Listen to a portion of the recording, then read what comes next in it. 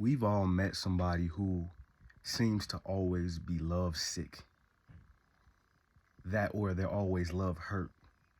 You know what I mean? Every day we get on social media, we see somebody who is ranting about the love they gave and how it's not being reciprocated. We all know somebody like that. All right. This video, I want to expose the levels of love, right? And how to protect love. Okay, something along those lines. It's a very detailed thing that I'm going to expose here, but I believe it's for your betterment. It's something that I was able to see within myself. All right. Many people, if you pay attention to these people, many people who claim to love so hard, yet their love is not being reciprocated, is giving a very immature love. They're giving a very elementary love.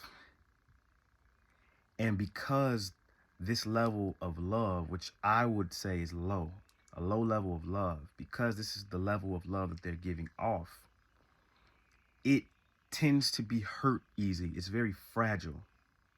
It's not mature.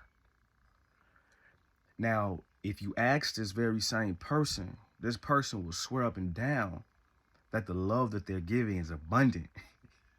They'll swear that they giving such a strong love. You hear them talk about, I give my heart to people. I give my all to people. And they just throw it back in my face and they step all over my heart. We heard it before. You may have been in that situation and you think in the same way. I know I have, but I had to look at myself and start to analyze myself. Like, is this love I'm giving, is it so strong? Is it so abundant as I think it is? Is it so durable? If not, why am I getting so offended? And then you'll hear a lot of people say, well, I'm going to become like this then. I'm going to become cold-hearted.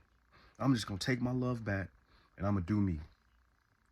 This is a telltale. This is a telltale because it exposes the immaturity of that love. Let me tell you something about love. Love has multiple levels. Love is multi-leveled. Many people love at a very low level, but they expect high returns of love because somewhere they have been deluded and deceived to think that the low level of love that they're giving is some sort of strong force.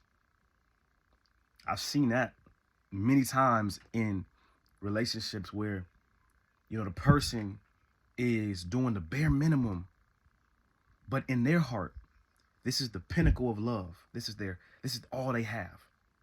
They hitting the top capacity of the love they have. But the way it's being processed by the person that they're giving to, it's low level. It's basic stuff. But in their minds, they're thinking they're giving such a strong, abundant love. And so when it's not reciprocated the same way that they're perceiving it being given out, they're hurt. This is because it's an immature love. What we have to do as lovers, as sensitive people, I always say I'm a sensitive man. I'm not soft, but I'm sensitive. And because I'm aware of the love that I give, I'm aware of the love I receive. Very sensitive to the fact of, very sensitive to energy, you feel me? And so I understand the exchange of energy and I feel the exchange of energy, some serious. And so what we have to do is we have to look within ourselves. And if we are lovers, and if it's something that we identify with, do not change yourself because of what's not being reciprocated. That's fool. That's cap. That's you changing yourself because of another person. That's not what's up. That's not what we're doing. We're going to identify who we are, which are and is lovers. We're lovers. We were designed to love. Everybody was designed to love. You feel me? God loved us. And he created us in his image. We're designed to love and to reciprocate love, to give and reciprocate. You feel me? What we have to do is we have to mature within ourselves. If we're going to be lovers, we have to give a mature love. Our love is not to be fragile. It's not to be immature. It's not to be small. Because for one, for somebody to give the bare minimum but expect the most, that's delusion. That's immature. And that's not love. You feel me? And so what I don't like to see is people getting their heart stepped on, people's souls being damaged because of the delusion, because of selfishness. So we have to dig within ourselves and stretch our capacity to love. This only happens when you love without expecting a return. You have to loving is something that a leader does. You know what I'm saying? You have to be a leader to love. You can't be somebody who just sit back and expect things to be done for them and expect all this good stuff to happen to you, but you want to give the bare minimum. That's not what a lover does. That's not what a leader does. A leader is paving the way. You feel me? A leader understands that the love that they give is done from the heart. It's done because you want to make that person feel good. You want to see that person elevated. You want to see that person reach the next level, not because you want something in return. Okay? And I'll even say this, love, we always say we love.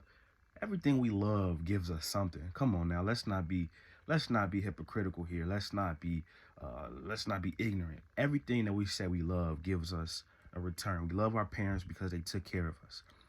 We love our children because they make us feel warm and lovely. We love our children because they give us a sense of purpose. We love God because he provides for us. When things stop to cease to give to you, you don't love those things. You feel me? So I'm not saying to have a unrealistic love, because God expects something from us. But even when we couldn't, but here's the thing about God real quick. Even when we couldn't reciprocate his love, he still loved us and he still provides for us. You feel me? So it's a dance, you know what I'm saying? It's a dance, it's with it. You got to understand how to love. Love is a skill. Love is a strategy. It's not manipulative, okay? But it is strategic.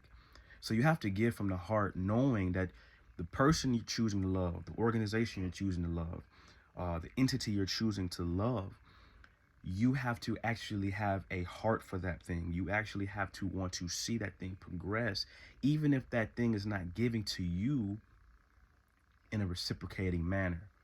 Okay, you got to be able to see, okay, the benefit in loving this thing, just loving this person, and then you have to give from your heart.